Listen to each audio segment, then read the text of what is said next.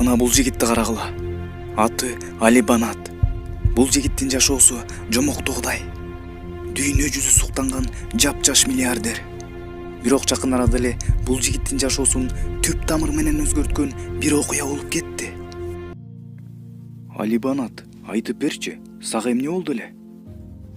Мен өзүм бул суук кабарды жакын арада эле уктум. Бирок мен муну Аллахымдын мага берген белеги деп ойлойм.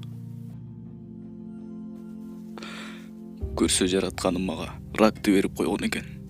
Ушундан кийин мен жашоомду түп тамыр менен өзгөрттүм. А эмне себептен сен муну Аллахтын белеги деп атасың? Анткени кандай десем,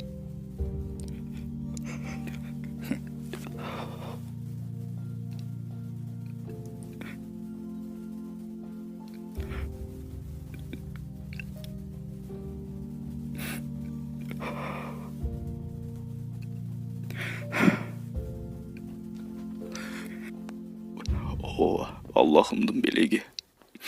Аллах Таала мага жашоомду өзгөрткөнгө мүмкүнчүлүк тартуулап койду. Али, бул кабарды уккандан кийин эмнелерди ойлодуң? Аллах мээримдүү экен.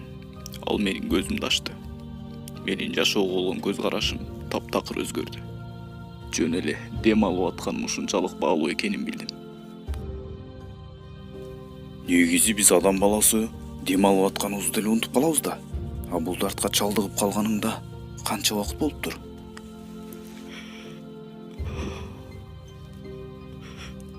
Уже 4 ай болуп калды.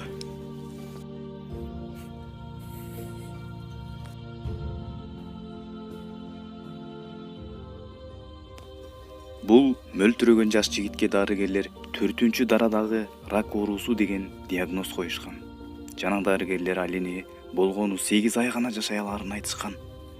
Бул суук кабарды уккан соң Али жашоосун түп тамыры менен өзгөрткөн. Жана өзүнүн көптөгөн чоң бизнестеринин баарысын таштап, жашоонун максатын түшүнө баштаган. Али, айтчы, дарыгерлер сага муну кылышканда сенин абалың кандай болду? Эмнелерди ойлодуң? Ошол күндөн тартып өзүм ачкан бүткүл бизнестеримди, минип жүргөн машинаман баштап, кийип жүргөн кийимдеримин, кымбат баалуу сааттарыма чейин баарысын сатып, кыйналган адамдарга таркатып бере баштадым. Мен аркы дүйнөгө эч нерсем жок эле жылаңач кетким келди. Дүнүйө байлык, жыргалчылык дегендин баарын таштагың келген тура.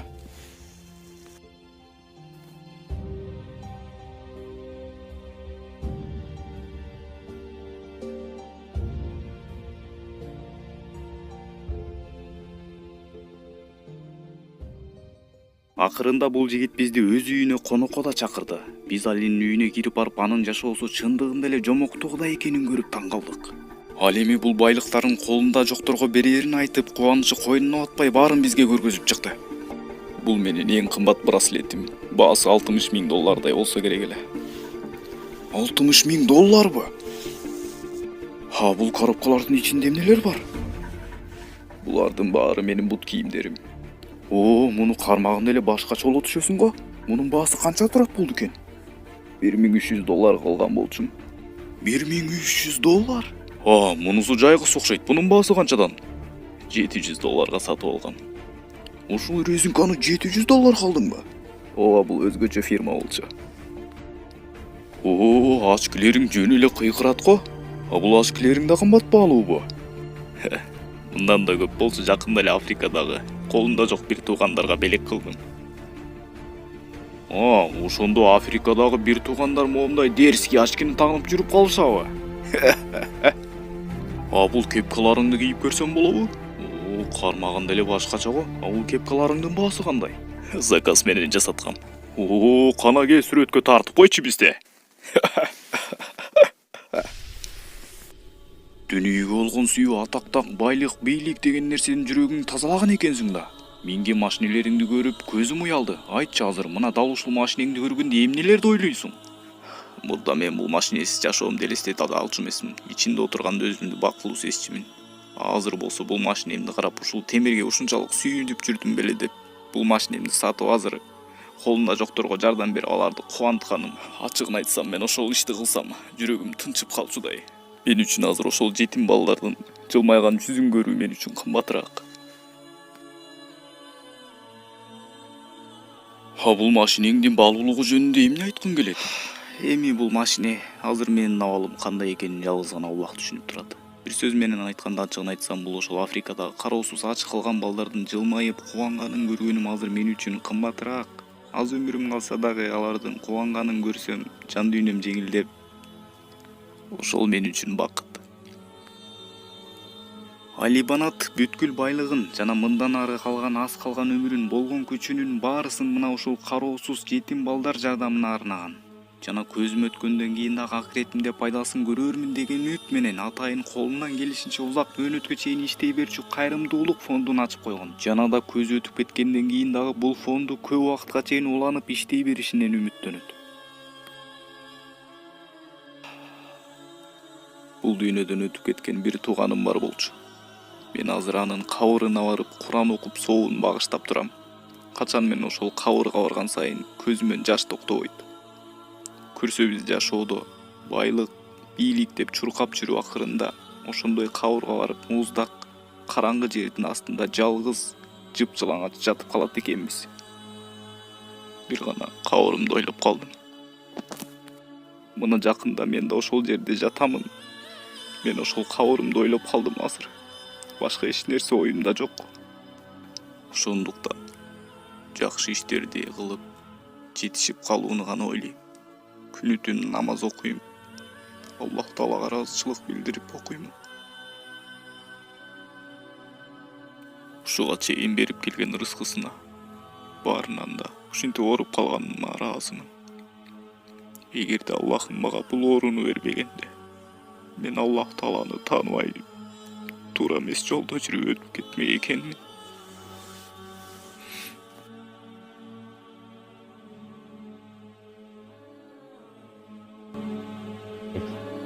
A little video clip for all the followers that have supported me from day one and come on this journey with me since day one. Allah rewards all you guys, and inshallah you continue to support me and MATW inshallah. One of the first things is a little piece of advice to the brothers and sisters. As you see in this life, we had the cars, we had the money, we had everything, alhamdulillah. SubhanAllah, a lot of people during the period of when I was sick, they'll send me messages, brother, you're guaranteed paradise, brother, you.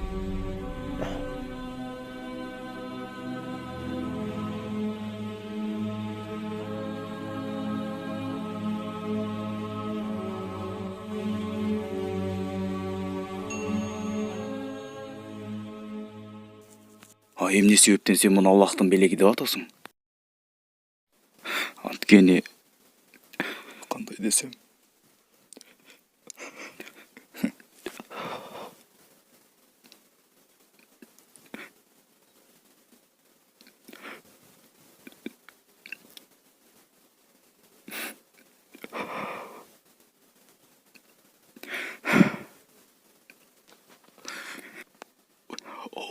Аллахымдын белеги. Аллах Таала мага жашоомду өзгөрткөнгө мүмкүнчүлүк тартуулап койду.